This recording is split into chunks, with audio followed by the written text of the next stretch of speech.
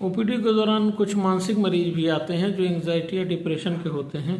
वो पूछते हैं कि हम रोज़ा रख सकते हैं। कुछ लोगों को रोज़ा रखना चाहिए, कुछ लोगों को रोज़ा नहीं रखना चाहिए। हर व्यक्ति की बीमारी की गंभीरता, दवाइयों और लक्षणों पर निर्भर करता है कि कौन रख सकता है, कौन नहीं रख सकता है। किसी को रोज़ा का नाम सुनते ही घबराहट, चक्कर या पैनिक अटैक आए, उनका दिल तेज धड़कने लगे, पसीना आने लगे, सांस घुटने लगे या उन्हें डर लगे कि कुछ हो जाएगा, तो यह एंग्जाइटी डिसऑर्डर है या पैनिक डिसऑर्डर इसको कहते हैं। ऐसे में रोज़ा रखना बीमारी को और बढ़ा सकता है। दूसरा है कि जो दवाइयों पर हैं, जो एंटी डिप्रेसेंट या एंटी एंग्जाइटी दवाइयों पर हैं, अगर रोज़ा में दवा छूटे और उनको बेचैनी, घबराहट या नींद खराब होने लगे तो रोज़ा रखना सेहत के लिए सही नहीं है। तीसरा, अगर कोई पेशेंट रोज़ा के समय में डॉक्टर घूमना शुरू कर दे, बार बार डर की शुगर गिर जाएगी, बीपी बढ़ जाएगा, कुछ गड़बड़ हो जाएगा, एक डॉक्टर को छोड़कर दूसरे डॉक्टर के पास भागे, या हेल्थ एंग्जाइटी या इलनेस एंग्जाइटी डिसऑर्डर हो सकता है। रोज़ा इन लोगों की मानसिक परेशानी को कई गुना बढ़ा दे सकता है। अगर डिप्रेशन गंभीर हो, जैसे मन बहुत उदास रहे, रोना हो, किसी काम में मन ना लगे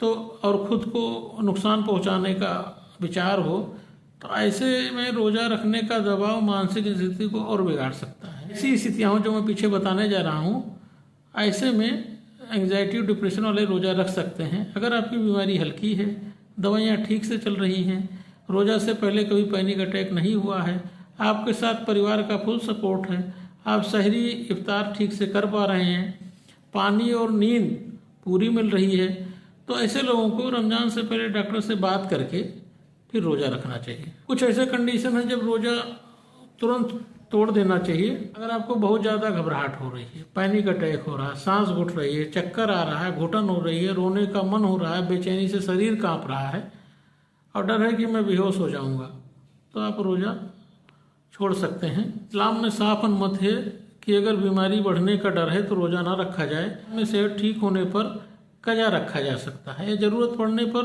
फिदा दिया जा सकता है। अल्लाह इबादत से ज़्यादा आपकी तकलीफ और मजबूरी को समझते हैं। कई बार परिवार वाले कहते हैं मन मजबूत रखो, रोज़ा रखो, सब ठीक हो जाएगा। यह सोचना गलत है।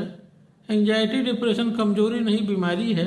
दबाव डालना मरीज को और बीमार कर सकता है। जिनको रोज़ा के नाम से ही घबराहट होती है, जो रोज़ा में डॉक्टर घूमते हैं, जिनकी दवाइयाँ छूटने से हालत बिगड़ती है, जिनको पैनिक अटैक या गंभीर डिप्रेशन है, उनको रोज़ा नहीं रखना चाहिए।